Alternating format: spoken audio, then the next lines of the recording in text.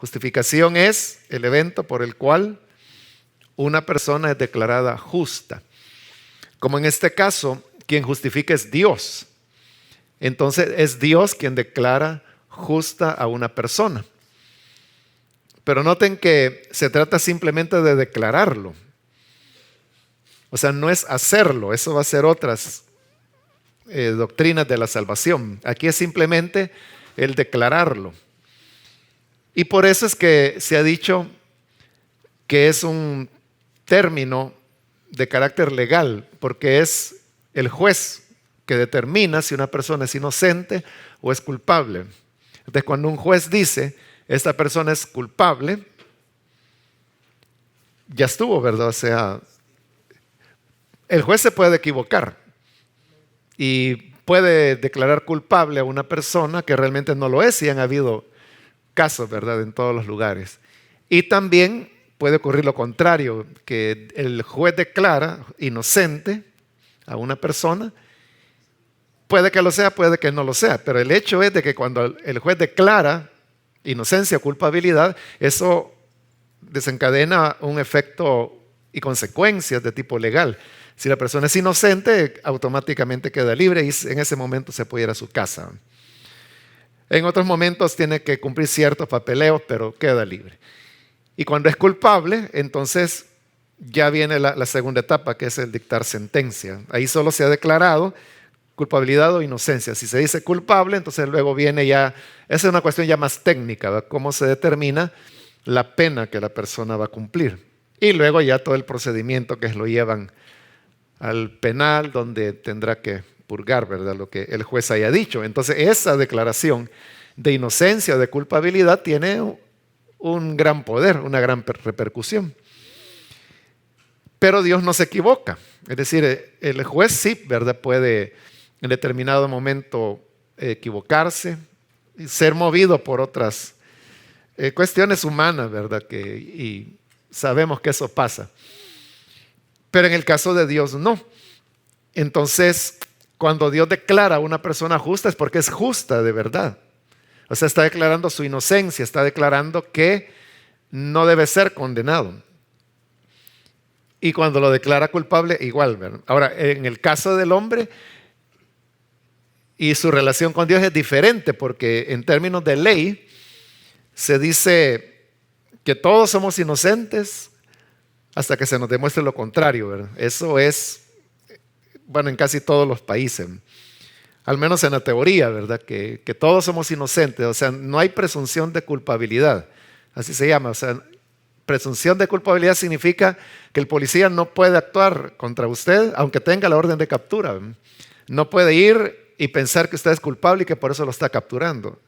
El pensamiento tiene que ser que usted es inocente, pero que hay elementos que indican que usted es culpable, entonces hay que detenerlo para corroborar si es culpable o no. Pero en el caso de Dios es al revés. Para Dios todos somos culpables. O sea, todos estamos condenados. Entonces no hay opción. O sea, Dios no necesita declararnos culpables o condenados, porque eso ya ocurrió. O sea, la única opción es que Dios declare justo. Y ese es el tema de la justificación. Entonces, desde ahí, hermanos, ya hay una dificultad, ¿verdad? Porque yo lo acabo de decir, ¿verdad? Si todos somos culpables, si todos somos pecadores, ¿cómo puede Dios, que no se equivoca, decir que somos justos o declararnos inocentes cuando Él mismo dice que no lo somos? Ese es el tema por eso yo le decía, decir qué justificación es fácil, es declarar inocente. Pero explicarlo, ahí donde viene el problema. Ahora, el mensaje o la enseñanza de la justificación, ese es el corazón del Evangelio. O sea, ese es el mensaje central del Evangelio. Pero también cuando digo Evangelio, hay que aclarar que es el Evangelio enseñado por Pablo. Porque no toda la iglesia tenía la misma manera de ver el tema de la justificación. Había variante. Pero fue Pablo el que desarrolló el tema de la justificación por medio de la fe. Lo que ocurrió es de que por cuestiones históricas, lo que prevaleció al final fue la posición de Pablo. Y por eso es que nosotros somos de la línea de Pablo, o sea, creemos en la justificación por fe porque las otras expresiones que hubo se fueron perdiendo en el transcurrir de los años. Y por eso es que la única que sobrevivió es la posición de Pablo, y por eso es que el tema de la justificación para nosotros hoy es que equivalente a iglesia o equivalente al evangelio. Por eso nos llamamos evangélicos, porque creemos en esa buena nueva de una justificación por medio de la fe. Ahora, la palabra justificación, hablando estrictamente, solo aparece 2 veces en la Biblia, y es en el Nuevo Testamento, las 2 veces. Cuando digo estrictamente es porque ustedes pueden encontrar, si agarran una concordancia y buscan justificación, la van a hallar más de 2 veces, pero es por la misma, o sea, por el mismo tema que hablábamos con la pregunta del hermano sobre el arrepentimiento, que a veces el traductor puede utilizar la palabra justificar, pero por una facilidad, por una cuestión de método, digamos, para no tener que hacer la gran explicación. Entonces viene y utiliza una palabra ya familiar para nosotros. Por eso yo le decía, hablando técnicamente, si uno va exactamente dónde es que el texto sagrado dice justificar, solo es en 2 pasajes, y vamos a verlos. El primero está en Romanos, en el capítulo 4. Como dijimos que este es un tema que Pablo desarrolló, entonces, y Romanos es el libro por excelencia donde Pablo desarrolla el tema de la justificación. Entonces las únicas 2 veces que la palabra aparece en la Escritura es en Romanos. Primero en el capítulo 4, versículo 25. Hablando del Señor Jesús, dice, el cual fue entregado por nuestras transgresiones y resucitado para nuestra justificación. Ahí está la palabra justificación. Y la segunda vez es en el siguiente capítulo, en el 5, en el versículo 18, donde dice, así que como por la transgresión de uno vino la condenación a todos los hombres, de la misma manera por la justicia de uno vino a todos los hombres la justificación de vida. Entonces, cuando habla de justificación, ahí está de nuevo, ¿verdad? La palabra justificación. Esas son las únicas 2 veces, como digo, hablando estrictamente del término que aparece en la Biblia. En las otras son ya recursos del traductor para ayudarnos a entender mejor. Ahora, la gran pregunta aquí, hermanos, es ¿cómo es que Pablo llegó a esa conclusión? Eso es algo increíble, ¿verdad? Y realmente a mí me sorprende y me cuesta entenderlo, ¿verdad? Entender el atrevimiento de Pablo de llegar a decir que la justificación era por medio de la fe. Pero para entender por qué es difícil, uno tiene que ubicarse en cómo eran las cosas antes que Pablo dijera esto. Pablo era judío y era fariseo, ¿verdad? Entonces el concepto que él tenía, que en el fariseo era más marcado, pero en realidad era de todo Israel, era que la justificación era algo que yo tengo que lograrlo por mis méritos. Yo tengo que trabajar. Y ese no era un invento de los judíos, sino que Dios lo dijo, ¿no? Se lo dijo a Moisés cuando le dio la ley. Le dijo, el que haga estas cosas vivirá por ellas. O sea, ahí está claro, ¿verdad? ¿Quieres vivir? ¿Quieres tener la vida? Tienes que hacer estas cosas. ¿Qué cosas? Todo lo que la ley decía. Donde no solo son los 10 mandamientos, que solo eso, ¿verdad? Ya para el ser humano, ahí pues lo queda ponchado, como decimos. ¿Quién aprueba los 10 mandamientos? Y luego, pero no era solo eso, esa es como la base, pero luego esos 10 mandamientos son desarrollados en todo lo que es la ley. Entonces, y hay una serie de cosas humanitarias, sociales, de restitución, incluso de responsabilidades como el que tenía el buey acorneador, ¿verdad? Y que no lo amarraba. Entonces, el buey tenía una culpa, pero él también por descuidado, ¿no? Temas sobre la esclavitud, sobre el trato, hasta digamos cómo manejar una situación de celos, ¿verdad? Que un esposo tenía sospechas que su esposa le estaba fallando. Entonces la ley establecía procedimientos. Estaba también legislado el tema del matrimonio, incluso del noviazgo, porque habla pues de un joven y que tiene relaciones con una muchacha, ambos solteros, ¿no? Entonces, de acuerdo a la ley en Levítico, dice que él estaba obligado a casarse con esa persona, aunque hubiera o no embarazo, ¿no?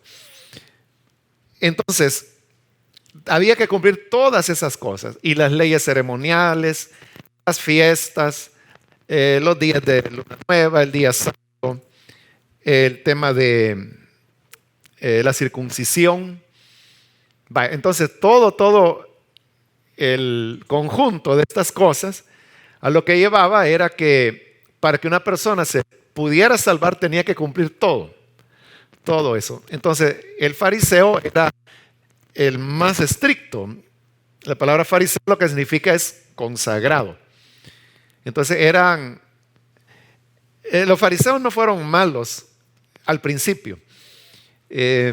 Los fariseos tuvieron un gran mérito y es que ellos lograron desarraigar la idolatría de Israel. Por eso es que usted ve un gran salto, ¿verdad?, del Antiguo Testamento, donde era una necedad de Israel con el tema de los ídolos. Pero llegamos al Nuevo Testamento y plum, no hay ídolos, no hay imágenes para nada. Entonces, ¿qué pasó? Como ahí están los más o menos 400 años de historia, que llamamos el periodo intertestamentario entre el Antiguo y el Nuevo Testamento. Ahí ese periodo fue muy rico, ¿verdad? Lo que pasa es que como no hay registro en la Biblia, no sabemos, ¿verdad? Pero una de las cosas importantes que se dio, ahí donde nacen los fariseos, y el empeño principal de ellos es ese, el eliminar la idolatría de Israel, y lo logran. Por eso es que al llegar al Nuevo Testamento no hay. Entonces ese es el gran mérito. El problema que puede ocurrir con cualquiera, ¿verdad? Cualquier movimiento. Los fariseos fue un movimiento bueno, fue un movimiento positivo al principio, que se rebelaba contra toda la desobediencia, la mediocridad, la falta de espiritualidad. El problema es eso, que fueron perdiendo poco a poco el norte y por la insistencia, ¿verdad?, en que hay que cumplir esto, hay que cumplir lo otro, que era lo que la ley pedía, fueron perdiendo el sentido de por qué la ley decía eso, y al punto de que luego se vuelca. Es decir, no es que no cumplieran la ley la cumplían, pero al pie de la letra, pero se olvidaban del espíritu de la ley. Por eso es que criticaban a Jesús.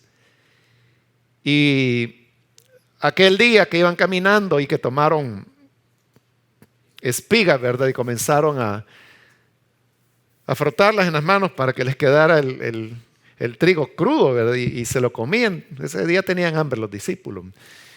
Entonces lo criticaron y le dijeron que cómo era que en día de reposo estaban trabajando, porque eso era trabajar para ellos, ¿verdad? El frotar las espigas.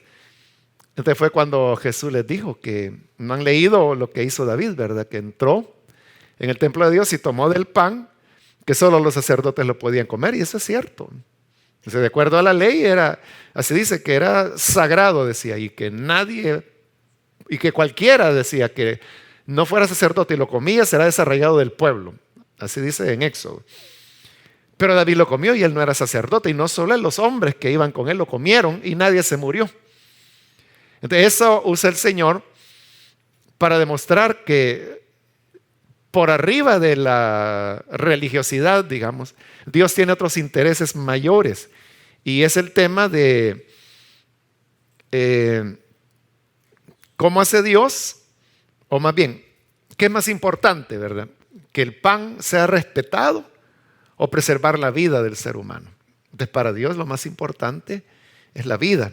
Y por eso es que él no se molestó porque David comiera del pan. Entonces lo mismo le dice el Señor, ¿verdad? Que el día de reposo no fue hecho, perdón, no fue el hombre hecho por causa del día del reposo, sino que es al revés, ¿verdad? Es el día del reposo que fue hecho por causa del hombre. Es decir, el propósito que hubiera un día de descanso era favorecer al hombre.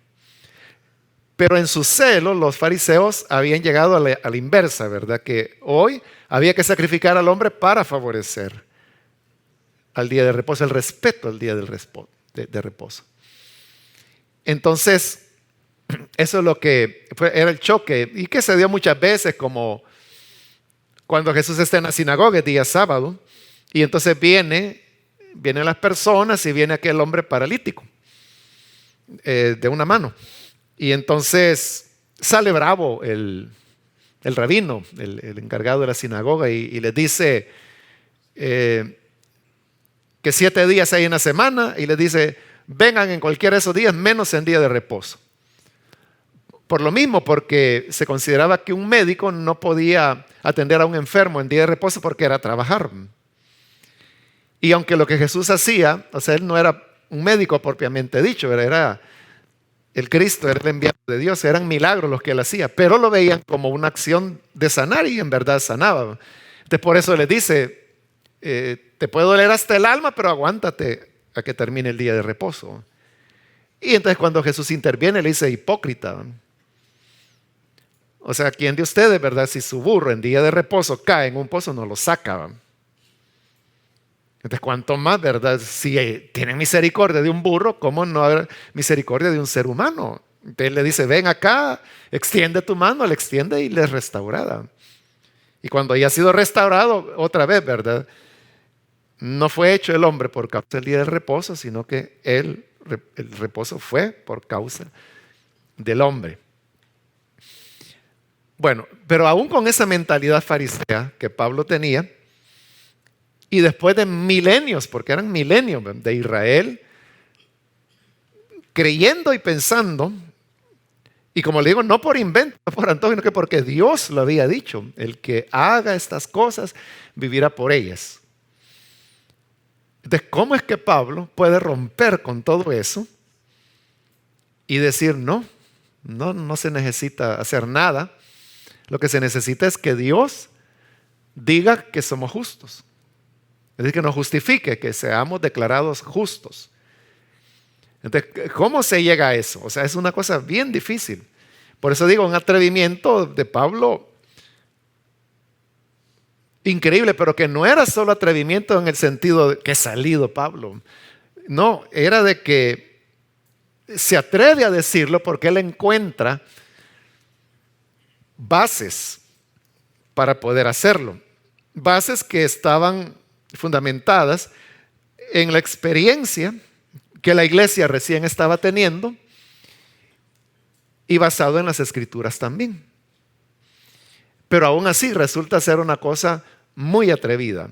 O sea, por eso no nos debe extrañar, hermanos, los choques que Pablo tuvo con casi toda la iglesia, ¿verdad? O sea, solo las iglesias que él había fundado y que tenían su línea, que es la que nosotros tenemos, era la que no tenía conflicto y era la que Pablo defendía con tanto celo. Por eso ahí tienen la carta a los Gálatas. O sea, donde sale un Pablo bravo, ¿verdad? Y muy encendido y usa palabras muy fuertes, ¿verdad? Como diciendo, si alguien les trae otro evangelio, sea maldito. O sea, pero esos que traían el otro evangelio no es que eran los fariseos, ¿verdad? Como nosotros pensamos. O sea, eran cristianos, eran hermanos. Eran los hermanos de Jerusalén. Lo que en Hechos y en las epístolas de Pablo se llaman judaizantes, eran hermanos, eran cristianos, que eran los de la iglesia de Jerusalén, bajo la guía de Santiago. Entonces, pero vean, es de un hermano que él está diciendo que sea anatema. Entonces, se daban duro, es decir, llegaban a descalificarse de una manera.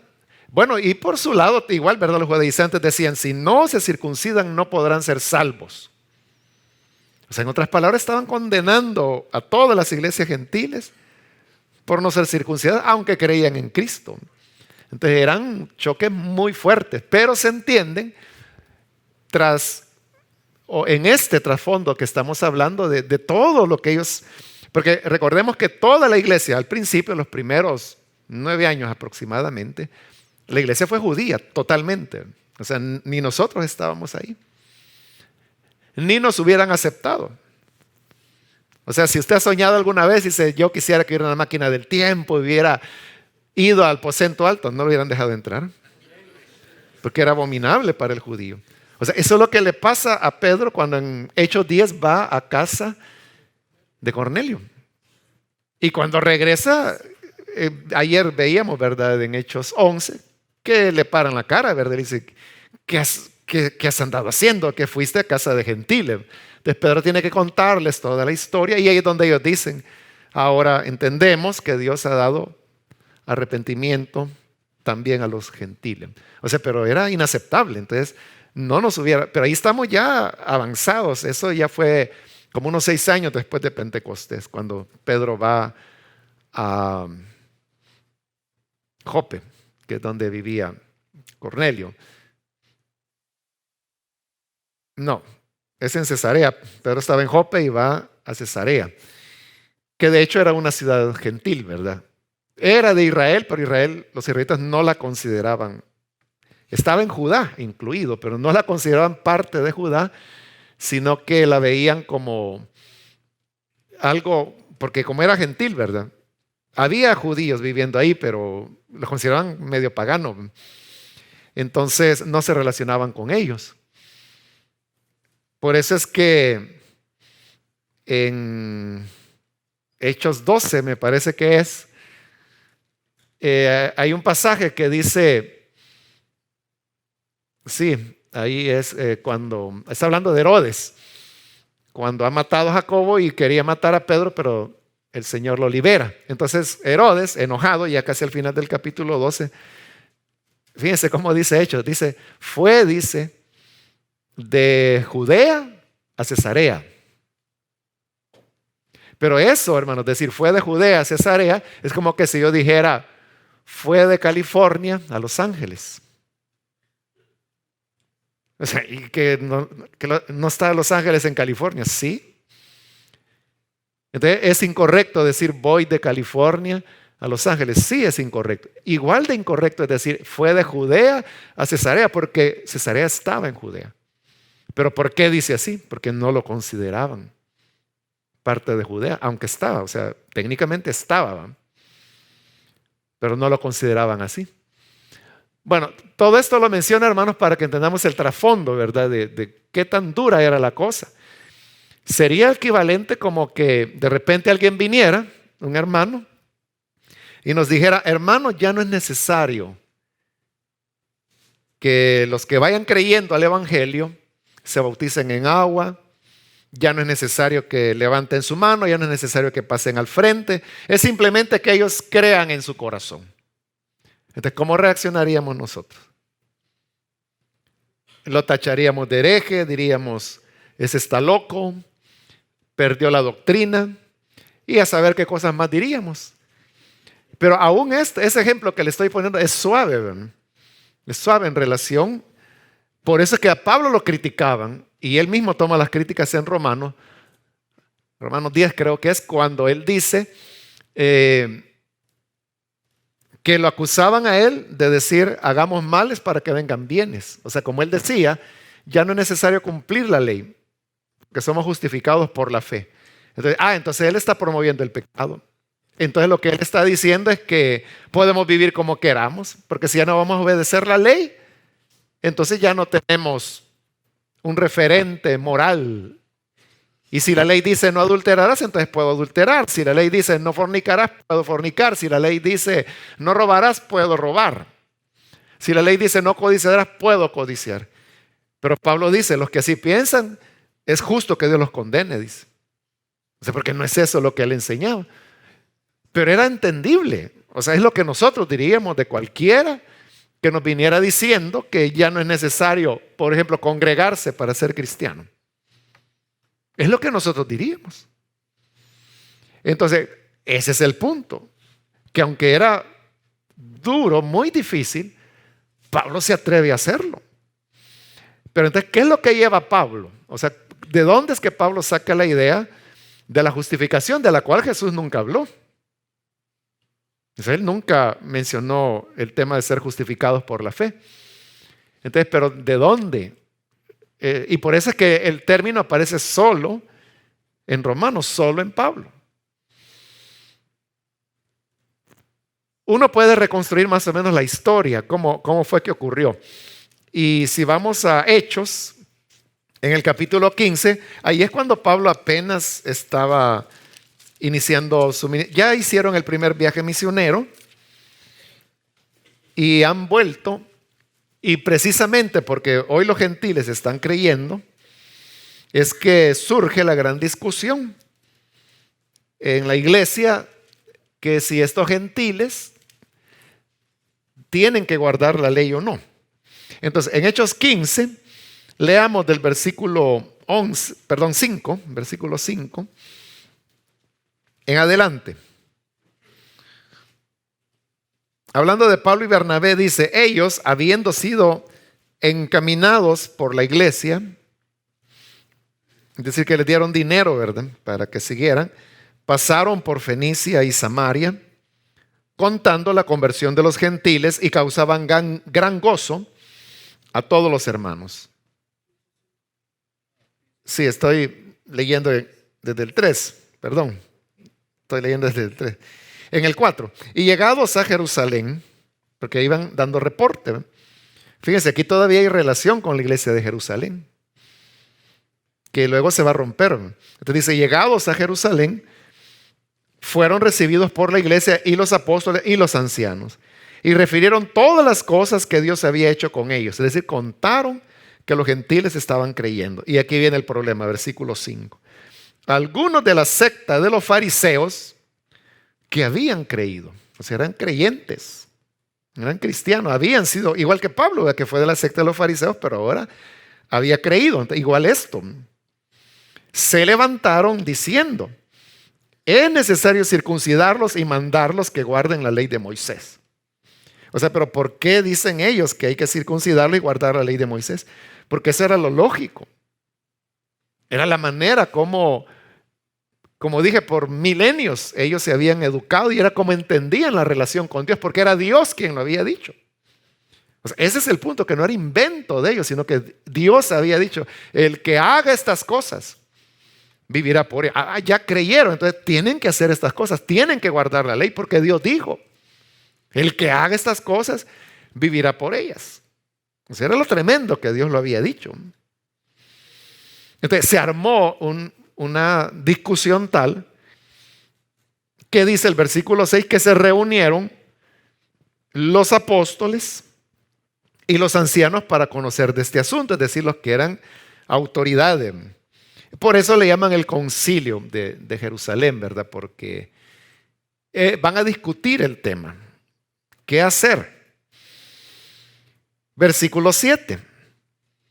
Y después de mucha discusión, Pedro, que recuerde que él es posición intermedia, aunque en este momento Pablo está compartiendo la posición de Pedro, después es que se van a separar. Entonces dice, Pedro se levantó y les dijo, varones hermanos, vosotros sabéis cómo ya hace algún tiempo que Dios escogió que los gentiles oyesen por mi boca la palabra del evangelio y creyesen. Se está refiriendo a Hechos 10, ¿verdad? La visita a Cornelio, que había sido unos 3 años antes. Y Dios, continúa Pedro, que conoce los corazones, les dio testimonio dándoles el Espíritu Santo lo mismo que a nosotros. Y ninguna diferencia hizo entre nosotros y ellos, purificando por la fe, sus corazones. Entonces vean, Pedro es ahí, está hablando de la experiencia que él tuvo. Y la clave es lo que él está diciendo. Versículo 9, que ninguna diferencia, cuando recibieron el Espíritu, ninguna diferencia hizo entre nosotros, judíos, y ellos, gentiles. Como ya dijimos que ellos, la iglesia, fue judía desde su origen. Entonces, ellos guardaban la ley. Y de hecho, ellos eran cristianos, pero seguían practicando el judaísmo. Por eso usted los encuentra en Hechos 3, que dice que iban a las 3 de la tarde a orar, porque era la hora en que se ofrecía el sacrificio. E iban al templo, del templo judío, entonces ellos seguían practicando y lo van a seguir haciendo. Es decir, la línea de la iglesia de Jerusalén, ellos nunca van a dejar el judaísmo. Son cristianos, todos son judíos, todos son practicantes de la ley, pero creen en Jesús. O sea, ellos son a los que llaman el camino. O sea, dentro del judaísmo, el cristianismo se le conoció como el camino porque no lo veían como algo separado del judaísmo, sino como otra rama. Así como dentro del judaísmo habían los fariseos, los saduceos, los esenios que habían tenido su época, pero se habían separado del judaísmo oficial al menos. Eran corrientes. Entonces para ellos, estos que creían, eran judíos, pero practicaban el judaísmo, creían en Jesús. Entonces le llamaban el camino. Por eso es que cuando Pablo regresa a Jerusalén, años después, ¿verdad? Ya cuando va a ser capturado, cuando él habla del cristianismo, se refiere al camino. En cambio, en el 13, capítulo 13 de Hechos, dice que en Antioquía es donde por primera vez se le llamó cristianos. ¿Pero por qué les dan el nombre de cristianos? Porque la gente los vio. En Antioquía había sinagoga y había una población judía abundante. Pero recuerden que los predicadores, los judíos helenistas, son los primeros que comienzan a hablarle a los gentiles en Antioquía y comienzan a creer. Entonces Bernabé se da cuenta, jala a Pablo y permanecen ahí hasta que son enviados como misioneros a los gentiles. Entonces, la gente que vivía en Antioquía se da cuenta que hay una diferencia entre los judíos que están en la sinagoga y estos ya no van a la sinagoga. Y segundo, tienen prácticas y fe, creencias que no son del judaísmo. Entonces están centrados en Cristo. Como están centrados en Cristo, entonces de ahí viene el nombre cristiano, porque son seguidores de Cristo, son cristianos. Ya no son judíos. Ya no es judaísmo, es cristianismo. Entonces para ellos estaba muy clara la diferencia. Pero en Jerusalén nunca son llamados cristianos. Bueno, entonces Pedro está contando la experiencia que como ellos eran judíos, ellos no vieron extraño que Dios derramara el Espíritu Santo el día de Pentecostés, porque todos ellos eran circuncidados, todos guardaban la ley, todos practicaban el cristianismo y como ya le dije, lo seguirían practicando por año. O sea, todo el tiempo que Pablo anduvo haciendo sus viajes misioneros, la iglesia de Jerusalén siguió practicando el judaísmo. Ellos no son destruidos, pero son dispersados en el año 70, cuando es la destrucción de Jerusalén y del templo. Entonces, al ser dispersados, ellos tienen que huir porque es la guerra, ¿no? Que va del año 66 hasta el año 73. En el 70 es la destrucción de Jerusalén, pero todavía hay 3 años más de resistencia judía que terminan allá en Masada, ¿verdad? El pasaje que Flavio Josefo cuenta, ¿verdad? Que ya son los últimos, la última resistencia que tienen los judíos, están rodeados por los ejércitos romanos y ellos prefieren suicidarse a entregarse. Entonces cuando los romanos finalmente entran a la fortaleza de Masadas, los encuentran muertos a todos, porque todos han preferido suicidarse. Ahí termina la guerra.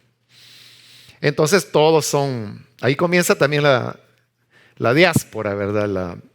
De Israel, que, bueno, en cierta manera permanece hasta el día de hoy, pero en el año 48, 1948, ya con la independencia de Israel comenzó a revertirse, ¿verdad? Comenzaron a volver a Israel. Pero entonces, en el 70, los creyentes, y entre ellos la iglesia judaizante, que era la de Jerusalén, ya no pueden estar en Jerusalén, ya no hay templo, ya no tienen el centro religioso, que no era la iglesia cristiana, era el templo.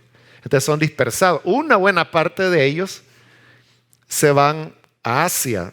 Asia, no el continente, sino que la provincia, que era la fortaleza de Pablo. Porque el cuartel general, por decirlo así, de Pablo fue Éfeso, que está en Asia. Allí llegan todos estos refugiados, diríamos. Pero llegan a una iglesia que es fuerte doctrinalmente, teológicamente, porque es la escuela de Pablo. Entonces, se dan los choques. Pero entonces la iglesia de Pablo, que tiene la doctrina de Pablo, trata de ser condescendiente, flexible, hasta donde se puede. Y por eso es que en las cartas que se llaman de segunda generación, como primera, segunda de Timoteo, Tito, ahí usted puede encontrar el pasaje que dice, la ley es buena. O sea, después de que Pablo decía que era maldición, ¿verdad? Y el que se justifica por la ley, de la gracia ha caído. O sea, Pablo era tajante, ¿verdad? Pero como aquí ya es después de Pablo, Pablo ya ha muerto. Entonces vienen y dicen, la ley es buena si se usa legítimamente, sabiendo que la ley es para los que hacen maldad, para los parricidas, para los matricidas, para los homosexuales, para los asesinos. Pero eso de decir la ley es buena, eso ya es un paso hacia adelante de conciliación, que Pablo nunca lo hubiera dado. Pero sus discípulos lo están dando. ¿Pero lo están dando por qué? Porque han recibido a los refugiados. Y entonces era pues como muy duro, ¿verdad? Decirles, ustedes son anatema, como decía Pablo. Ustedes están bajo la maldición de Dios porque tienen otro evangelio. Entonces no, ellos están tratando de conciliar. Entonces ellos ceden, pero también cede la iglesia judaizante. Y con el tiempo son absorbidos. Entonces la enseñanza judaizante se pierde y es absorbida, y ahí se forma lo que históricamente se ha llamado la gran iglesia, que es con la doctrina de Pablo. O sea, Pablo al final triunfa. Y esa gran iglesia es la que va a permanecer aproximadamente hasta el año 1000. En el año 1000 es cuando se produce la primera, ya habían habido pequeñas divisiones, pero en el año 1000 es la gran división, o el gran cisma, como se llama históricamente, que es cuando la iglesia se divide prácticamente por mitad, que es la iglesia occidental, que queda, y se llama occidental porque queda al occidente de Europa, pero en el oriente queda la iglesia oriental, y la línea divisoria es Constantinopla, que Turquía actual, ¿verdad? Y Turquía también es donde anteriormente era Asia, donde están las ruinas de Éfeso hasta el día de hoy. Entonces, esa es la línea divisoria. Por el emperador de Roma se ha trasladado a Constantinopla porque quedaba más en el centro del imperio. Roma quedaba como un poco a la orilla. Entonces se traslada a Constantinopla porque este es el centro. Pero al trasladarse, después de 1000 años ya de cristianismo, en Roma queda el Papa, que ya es una figura que tiene peso político. Entonces se viene a constituir como en otro Papa, como en otro emperador más bien. Por eso es que hasta el día de hoy la tiara o el cucurucho, ¿verdad?, que usa el Papa, realmente son tres coronas, ¿verdad? Que es la que es la corona de Cristo, porque es el vicario de Cristo, en primer lugar. En segundo lugar, la corona como rey de la iglesia. Y tercero, es la corona rey de la tierra, porque está sustituyendo al emperador. Eso fue algo que el emperador no lo designó. Él lo vio como una figura religiosa y que haga lo que quiera, el curita. Eso fue lo que él pensó. Eso es lo que provoca la división. Entonces, la iglesia occidental, la parte occidental que queda en Europa, esa es la que evoluciona, se convierte en católica romana. El convertirse en católico romano fue un proceso de siglos, ¿verdad? Pero llega a terminar en la Iglesia Católica, en tanto que en Oriente no hay ese proceso. Entonces la Iglesia Oriental es más parecida a lo que era la Iglesia original que lo que es la Iglesia Católica. Es decir, la Iglesia Católica se fue distanciando y ya vinieron temas como la infalibilidad del Papa, los santos, las imágenes, todo eso. Por eso es que en las iglesias orientales, como la Iglesia Ortodoxa, que es por ejemplo la más numerosa, y hay ortodoxa rusa, ortodoxa griega, está la Iglesia copta, que es de las más antiguas, de las expresiones más antiguas de cristianismo que hay. Su culto dura como 5 horas. Y es en copto, en un idioma muerto ya. Es decir, ni la lengua han cambiado ellos. Ellos no cambiaron mucho. Y por eso es que, bueno, pero queda la iglesia, se forma la Iglesia Católica en el siglo XVI, la Reforma. Al producirse la Reforma, nacen las iglesias protestantes. Unos 200 años después aproximadamente del protestantismo, surgen las iglesias evangélicas. Y ya son los misioneros evangélicos los que, bueno, primero los puritanos, ¿verdad? Que la famosa historia del Mayflower, que vienen en el barco y llegan allá por Boston. Ellos eran los puritanos, que venían huyendo de Europa, que estaba dividida entre protestantes y católicos. Pero como ellos no eran ni protestantes ni católicos, eran prácticamente ya evangélicos, ¿verdad? Pero faltaba un pasito de puritanos evangélicos todavía. Entonces vienen huyendo y por eso vienen a los Estados Unidos. Y por eso es que los Estados Unidos es fundado con el tema del respeto a la libertad de religión. Los católicos, cuando ven que lo que ellos llamaban protestantes, pero ya no eran protestantes, eran los puritanos, habían llegado, entonces ellos también vienen para ganar tierra.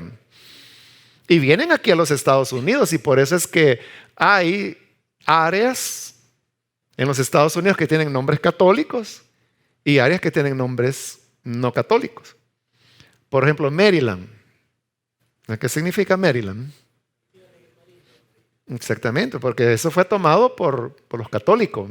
Entonces era como poner la bandera, ¿verdad? Entonces, aquí es la tierra de María. Entonces vienen en un dogma católico propiamente. Y más al norte no, ¿verdad? O sea, el evangélico, que ahí se convierte ya en iglesia evangélica. No utiliza ese tipo de nombre. Entonces, digamos, ya toda la parte sur, o aún California, no es por eso, sino que aquí es porque es Latinoamérica. O sea, California, aquí, esto fue México. Y por eso los nombres en español, ¿verdad? Los Ángeles, San Francisco, o Texas, ¿verdad? San Antonio. Son nombres en español que hasta hoy, ¿verdad? Hay nombres de calles, de pueblos, que todo está en español. Porque fue México y México fue catolizado, porque fueron españoles y toda Latinoamérica.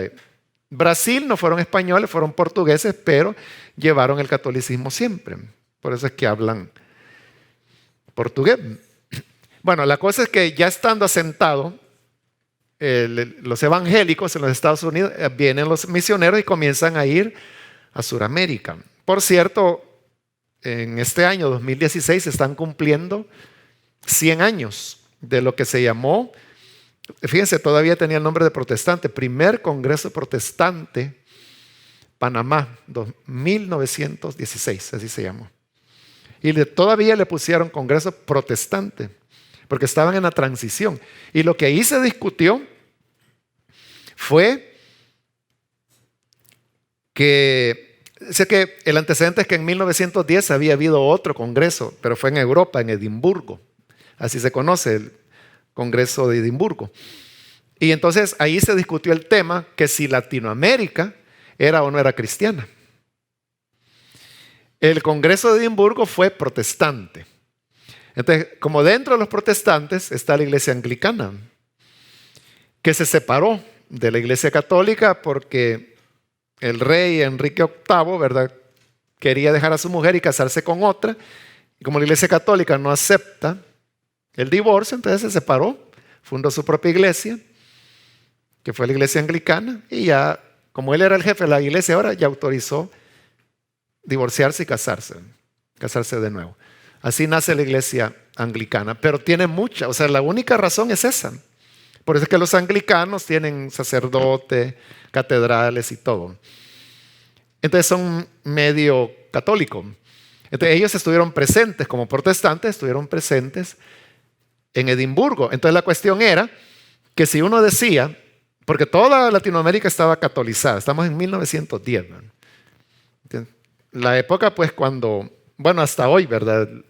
La Constitución, en México no sé si ha cambiado, pero sé que daba pues, como oficial la Iglesia Católica. En El Salvador la Constitución todavía dice eso, ¿verdad? Que la Iglesia Católica constitucionalmente, ¿verdad?, es reconocida como una iglesia. En cambio, las iglesias evangélicas tenemos que seguir.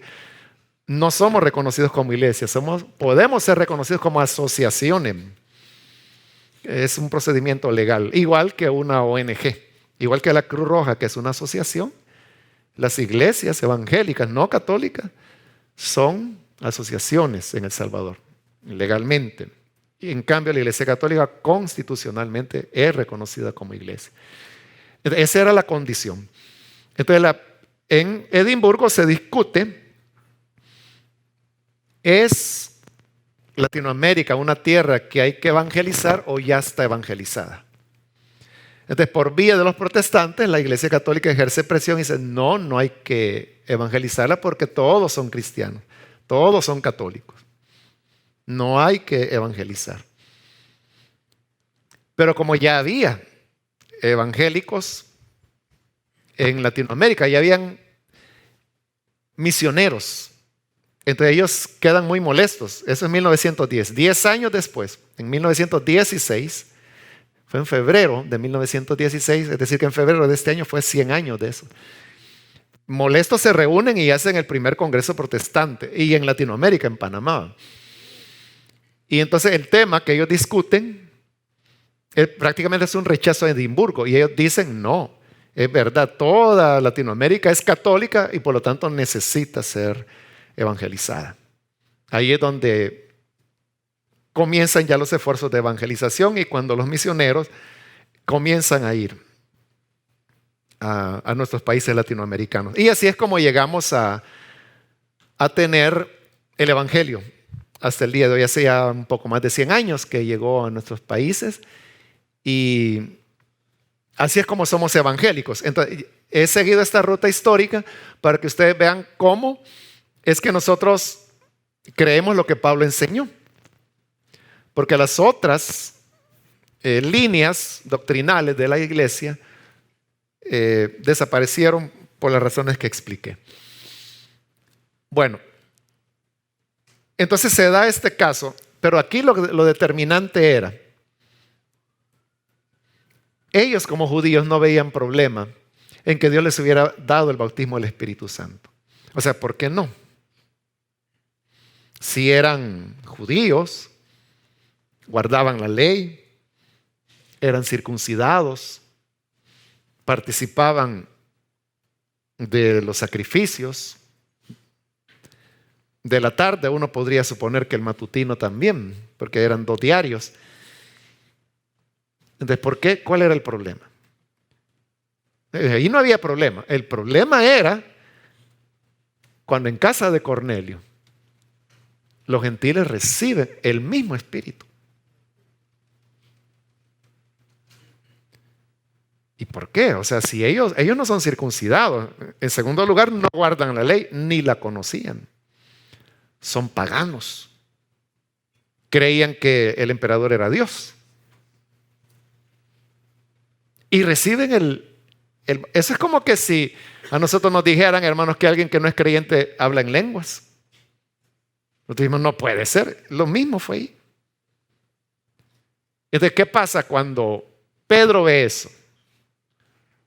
O sea, sin este contexto, nosotros pasamos por el pasaje y no le vemos mayor cosa, pero Pedro estaba petrificado ahí hacía honor a su nombre. Petrificado estaba, ¿verdad? De ver que estaban hablando en lengua igual que ellos, Unos 6 años antes lo habían hecho en Pentecostés. Y son gentiles. Entonces cuando Pedro, como una reacción, dice, si estos que han recibido el Espíritu, igual que nosotros, dice, si ya recibieron el Espíritu, ¿por qué no recibir el bautismo? Entonces van y los bautizan en agua. Pero miren que, recuerde que para el judío, el bautismo era un lavamiento, porque ahí Pablo todavía no ha creído. Y él es el que va a desarrollar la idea que el bautismo es una identificación con la muerte y la resurrección de Cristo. Pero en ese momento el bautismo es como un lavamiento. Entonces, como decir, bueno, si ya tienen el bautismo del Espíritu, apurémonos y lavémoslos a esto. Y los llevan y los bautizan. Pero vean, es ir detrás de los hechos. Como decir, tenemos que hacer algo para poner en orden las cosas, porque Dios las está haciendo en otro orden. Yo recién convertido, hermanos, tuve una experiencia. Tenía menos de 2 años yo menos, como 1 año a lo sumo de haber creído. Entonces yo invito a mi primo para ir a la iglesia. Y él va. Y estábamos en el culto. Y aquí viene el punto. Él no era creyente, él no era cristiano. Comienza a hablar en lenguas. Y sentado en la banca. Y entonces los hermanos de la iglesia lo toman y lo llevan al frente. Y lo arrodillan frente a la plataforma. Y él pasó hablando en lenguas ahí más de 1 hora. Y él no había creído en Jesús. O sea, yo lo conozco a él. Él es un poco mayor que yo. Como unos 7 años creo que me lleva. Y yo estaba sorprendido. O sea, pero yo sabía que era real. Bueno, lo que les quiero decir es de que ya después de esa hora, él ahí de rodillas hablando en lenguas, termina y se pone en pie. Y cuando él se pone en pie, el pastor de la iglesia se acerca y le dice, ¿usted quiere recibir a Jesús como su Salvador? Sí, le dicen. Y así de pie como está, entonces levante su mano y él la levanta. Y ore conmigo y le hace la oración de confesión de fe. Entonces yo me quedé, bueno, ¿cómo es esto? No, primero recibe el bautismo del Espíritu y después está recibiendo a Jesús. Entonces yo no entendía eso. O sea, yo, como le digo, tenía como un año. Lo que le quiero decir es, eso fue, creo que fue en 1975. Hace 41 años sería. Bueno, hasta hoy mi primo sigue amando al Señor, sigue siendo fiel. Ahí está en la iglesia. Más viejito, pero ahí está. Nunca se apartó. Entonces, bueno, si usted me pregunta, ¿qué pasó? Es lo que veíamos ayer, hermanos, cuando hablamos, ¿verdad? En nuestra mente nosotros decimos, bueno, hay que arrepentirse, luego hay que tener fe, luego hay que nacer de nuevo. Pero Calvino decía, no, hay que nacer de nuevo para tener fe y poderse arrepentir. Entonces igual, ¿verdad? Uno es el que mentalmente, ¿verdad? Dice, no, es que primero tiene que creer, pero el nuevo nacimiento ya se había dado en él. Eso que el pastor hizo, levante la mano, vamos a orar por usted, fue una cosa formal, como para hacer las cosas en orden. Él se bautizó en agua después, como le digo, hasta hoy sigue siendo fiel, después de más de 40 años. Es decir, de verdad nació de nuevo. Él ya está viejito, 65 años creo que tiene. Y sigue sirviendo al Señor. Entonces, esa experiencia es lo que hizo Pedro. Como diciendo, bueno, ya tienen el bautismo, tratemos de hacerlas, bauticémoslas aunque sea. Entonces, era una contradicción. Eso es lo que Pedro está diciendo aquí en el concilio. Entonces dice en el 9, ninguna diferencia hizo Dios entre nosotros y ellos. Y sí habían diferencias. ¿Cuál era la diferencia? Que ellos guardaban la ley, que ellos eran circuncidados. Los gentiles no, pero Dios no vio eso. No hizo diferencia. sino que dice, purificó por la fe sus corazones. Entonces, esto que Pedro está diciendo era revolucionario en el momento, pero ahí está Pablo y Pablo está oyendo. Entonces, porque en eso estamos. ¿Cómo es que Pablo llega a este tema de desarrollar la justificación? En el 10 continúa Pedro: ahora pues, ¿por qué tentáis a Dios poniendo sobre la cerviz de los discípulos un yugo que ni nuestros padres ni nosotros hemos podido llevar? Ese es un acto de sinceridad de Pedro. O sea, él está diciendo, hermanos, seamos honestos. ¿Quién de nosotros cumplimos la ley? Entonces, él lo está diciendo con claridad: ni nosotros ni nuestros padres lo cumplen. Entonces, ¿para qué le vamos a pedir a estos que lo cumplan si nosotros no lo hacemos? El 11, y aquí está ya el remache, dice, antes dice, creemos que por la gracia del Señor Jesús seremos salvos de igual modo que ellos. Entonces, lo que él está diciendo es, si nosotros nos vamos a salvar, dice Pedro, no es porque guardemos la ley, es por la fe, igual que se salvaron ellos. Pero mire, hoy él ha invertido las cosas. El modelo de salvación ya no son ellos, son los gentiles. Vamos a ser salvos igual que ellos, que fueron salvados por la fe. Y luego el concilio acepta, pero hay una intervención de Santiago, que es la que sigue a continuación, ¿verdad? En el 13, ahí Santiago es llamado Jacobo. Entonces Santiago, como él es la línea que no mucho, ¿verdad? Entonces él viene y establece condiciones mínimas. ¿Qué es no comer ahogado, evitar fornicación y sangre? Y dice que guarden lo mínimo. Pero eso que Santiago está diciendo era lo que se le pedía a los prosélitos. A los prosélitos, es decir, que eran gentiles que simpatizaban con el judaísmo y querían seguir al Dios de Israel. Habían normas básicas para ellos que son estas. Pero entonces vean, ahí hay un mensaje detrás de eso, que lo que Santiago está diciendo, y como él es el de respeto dentro de la iglesia, sobre Pedro aún, lo que Santiago está diciendo es, está bien, recibámoslas y no les pidamos más que lo que le pedimos a los prosélitos. Pero entonces, ¿qué está diciendo? Que van a ser considerados prosélitos. O sea, no pueblo de Dios, sino que prosélitos del pueblo de Dios. Y eso es lo que Pablo va a romper después. Pero aquí está Pablo, entonces él está oyendo. Y eso Pablo lo va guardando. El siguiente momento es cuando ya Pablo rompe con Pedro, y ahí rompe con la iglesia de Antioquía, en Gálatas, en el capítulo 2.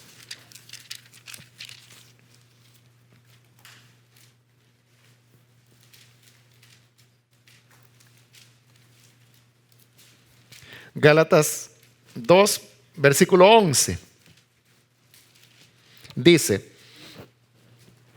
Pablo, ¿verdad?, está contando, pero cuando Pedro vino a Antioquía, todavía están en Antioquía los dos, le resistí cara a cara porque era de condenar.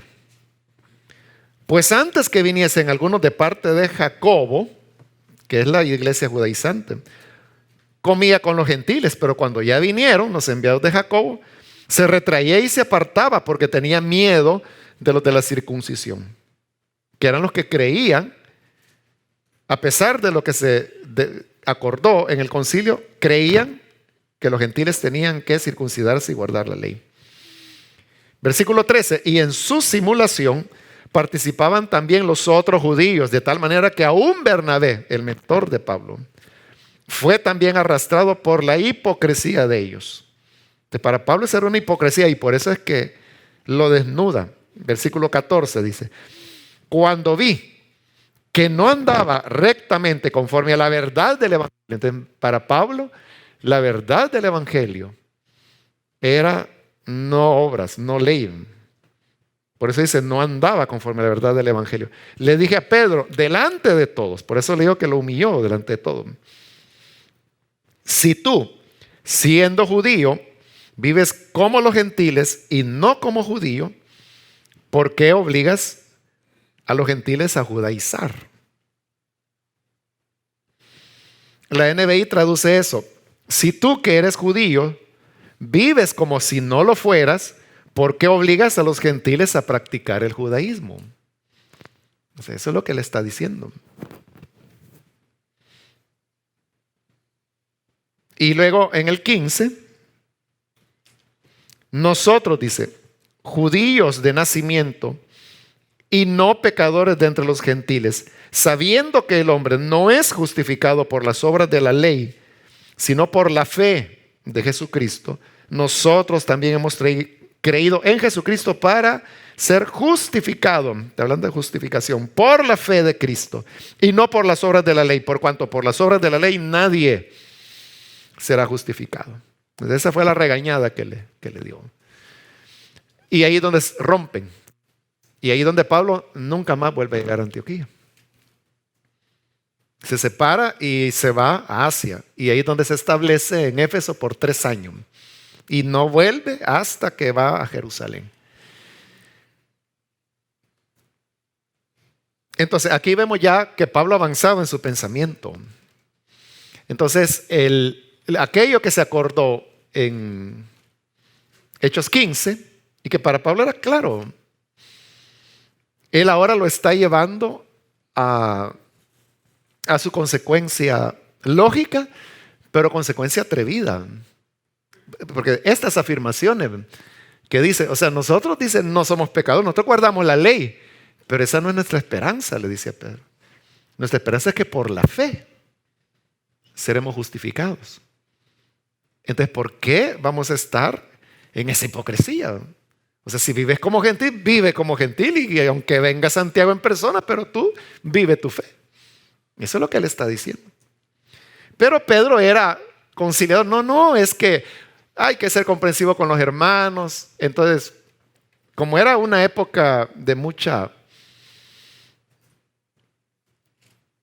discusión ardiente, diríamos, entonces Pedro veía que era una cuestión de defender. Para él eso era poner en peligro el evangelio. Entonces él se separa, va, como él mismo lo dice, a un lugar donde Cristo no ha sido predicado, anuncia el evangelio, tratan de entrar los judaizantes. Gálatas es una carta de defensa a sus iglesias. Y ahí en Éfeso es donde él tiene su época de oro, porque tiene la gente que cree plenamente su teología porque no conocen otra, tiene sus mejores amigos, escribe la mayor parte de sus cartas, entre esas escribe Romano. Y Romano ya es, hermanos, la carta madura de Pablo donde él desarrolla el tema de la justificación. Esta es la experiencia. Entonces yo le decía, ¿cómo Pablo llegó a eso? Yo le dije que eran 2 cosas, la experiencia, esta es la vivencia, esta es la historia, ¿verdad? De cómo lo llevó a él a esa conclusión. Pero la otra, le dije, era la escritura. Entonces Pablo, él se basó en muchos pasajes de la escritura, ¿no? Pero para él era bien importante los salmos. Los salmos en el siglo I, que es cuando Pablo escribió, no estaban así como nosotros lo tenemos ahora en un solo libro, que realmente son 5 libros. Y los salmos andaban dispersos. Pero Pablo tiene acceso a algunos de los salmos. Y veamos el Salmo 19. Al leer este salmo, nos vamos a dar cuenta que sin duda es uno de los salmos que llevaron a Pablo a tener un entendimiento basado en las escrituras que la única forma de salvarse era por la fe. ¿Por qué digo eso?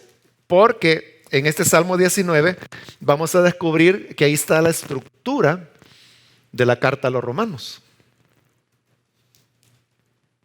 O sea, ¿cómo comienza Romano? Ayer lo decíamos, en el capítulo 1 comienza que Dios se ha revelado a través de la obra de la creación. Así comienza el Salmo 19. Dice, versículo 1, los cielos cuentan la gloria de Dios, el firmamento anuncia la obra de sus manos, un día emite palabra a otro día y una noche a otra noche declara sabiduría. No hay lenguaje ni palabras, ni es oída su voz. Por toda la tierra se oyó su voz y hasta el extremo del mundo sus palabras. En ellos puso tabernáculo para el sol, y éste, como esposo que sale de su tálamo, se alegra cual gigante para correr el camino. De un extremo de los cielos es su salida y su curso hasta el término de ellos, y nada hay que se esconda de su calor. Entonces, aquí se está hablando de la obra de la creación y de cómo esta creación anuncia el evangelio. De hecho, el versículo 4, Pablo lo utiliza en Romanos, en el capítulo 10, cuando habla de anunciar el evangelio. Entonces, Pablo lee estos versículos, que en esa época pues no estaban divididos en versículos.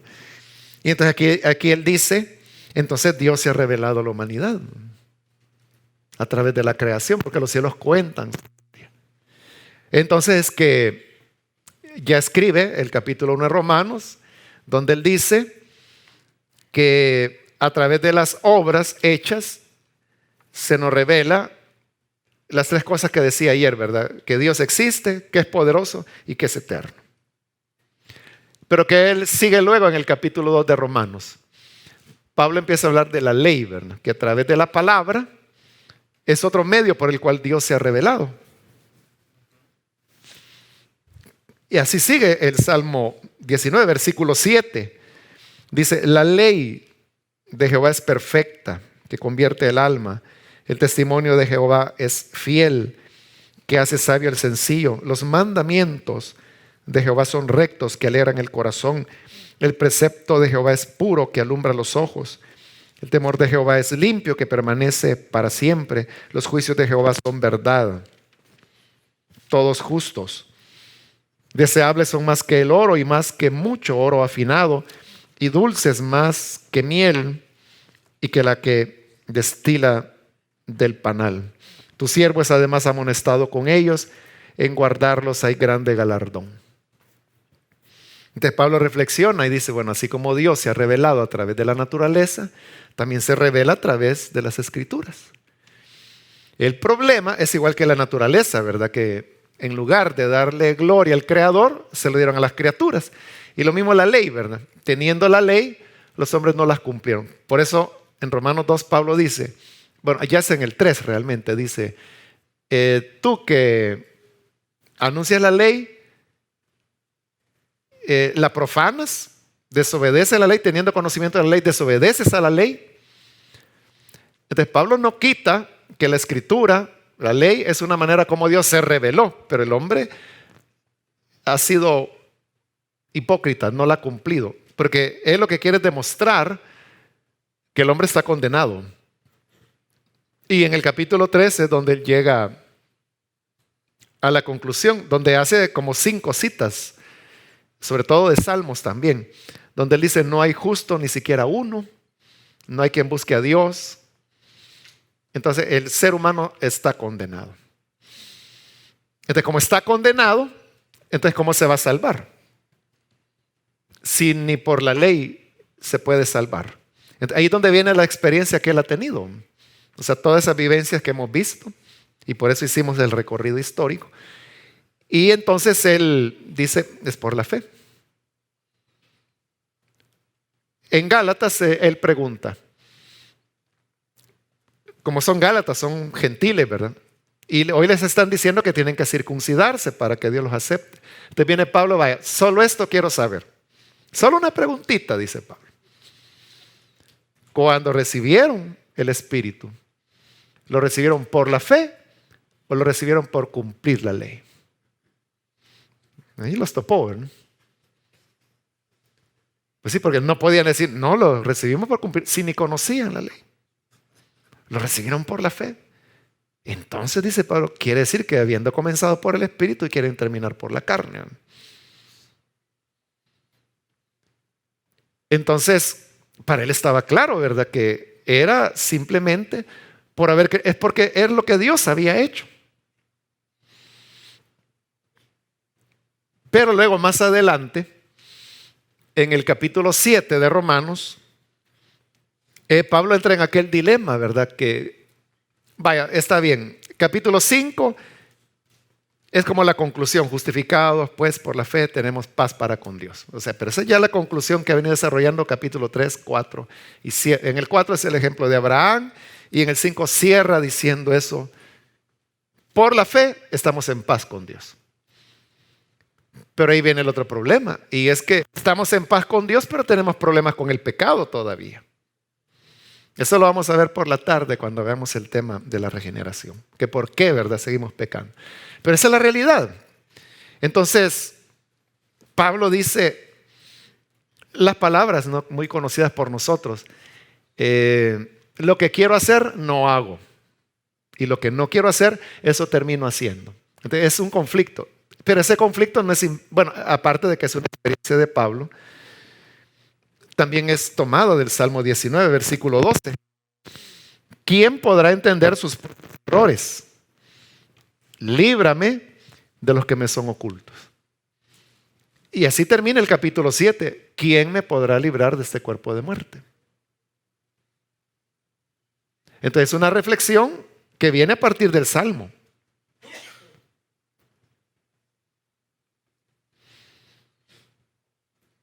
Entonces, ahí tenemos un ejemplo, hermano, de cómo Pablo utilizaba las escrituras. Entonces, Romanos es redactada sobre una reflexión que obviamente por muchos días o meses, ¿verdad?, o años quizás él estuvo dándole vuelta al Salmo 19 y a otros salmos, ¿verdad?, porque él los va citando dentro de Romanos. Entonces, llegar a esa comprensión, Pablo no la veía como un invento de él. O sea, Pablo era un hombre genial, ¿verdad? Desde el punto de vista humano, él era inteligentísimo. Pero él no lo ve como un producto de él, sino que él lo ve como una revelación de Dios, aunque fue un proceso. Entonces, por eso él decía en Gálatas: el evangelio que yo predico no es ni de hombres ni por hombre, porque yo no lo aprendí de hombre ninguno. Y empieza a contar la historia de cómo los encuentros que él tuvo con los apóstoles, con los que eran apóstoles antes que mí, dice él, fueron ocasionales y fueron muy breves, de manera que no pudo haber habido que ellos le dijeran: así es la cosa. Entonces dice: no, yo lo recibí por revelación. Pero ahí podemos entender cómo se dio la revelación. Se dio sobre la base de una reflexión en pasajes de la Escritura, sumado a las vivencias que él había tenido y que ya hemos descrito. Voy a hacer una pausa acá, hermanos, para abrir un tiempo de preguntas antes de continuar, porque ahí estaríamos pues como llegando al tema de cómo Pablo llegó a desarrollar, lo cual dije era una cosa muy atrevida, ¿verdad? Pero atrevimiento basado en las Escrituras y en su experiencia, que lleva a un rompimiento.